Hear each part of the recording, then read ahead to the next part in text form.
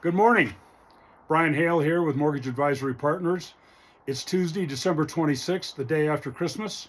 And for those of you who celebrate Christmas, I hope you had a great holiday and spent some time with your family and maybe caught up with a little bit of rest. Included in this post is a link to our weekly newsletter. And as you may have heard me say in past posts, those who are subscribed to the newsletter would have got this last Friday. So if you want to subscribe, there's also a link to subscribe to the newsletter, and you actually get it before the weekend or a couple of days before everybody gets it publicly. This week's newsletter asks the question, is the Fed bringing rates down too fast? And is the Fed moving rationally? It goes on to explain that it is in fact moving very rationally, and there's really three outstanding charts that you should take a look at in this week's newsletter, as well as the commentary that's included in the newsletter that explains why and how the month-over-month inflation data that we're seeing in CPE is really justifying the move in rates.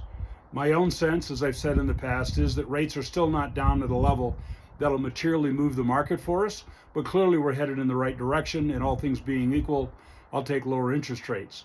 I try never to predict interest rates because there's an awful lot of things that can go on in the world that could change the direction.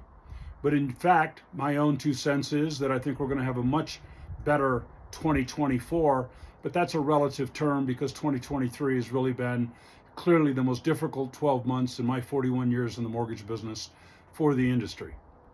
With lower rates moving into the new year, we will have a good sense of where rates are going to go from here after the jobs report in the first week of January. So all of you should pay attention to how that jobs report comes in and whether it's supportive of continued lower inflation and allowing the Fed to continue to let rates float down. Ultimately, the Fed doesn't overly control them.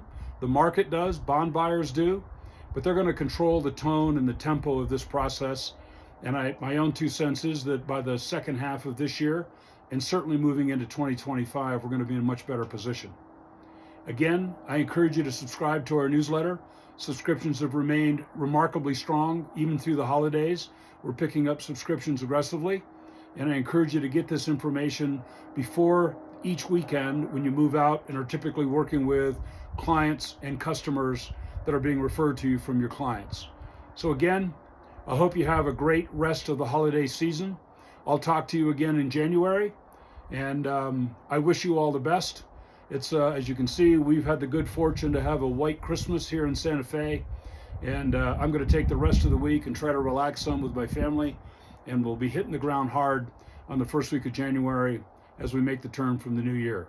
So again, thank you all for your support. Thank you for the subscribers who have subscribed, and for those of you who continue to communicate with me through all manners of social media, and particularly my personal LinkedIn and company LinkedIn profiles. And I look forward to working with all of you through the balance of 2024 and for many years to come. My best to all of you. Have a great holiday.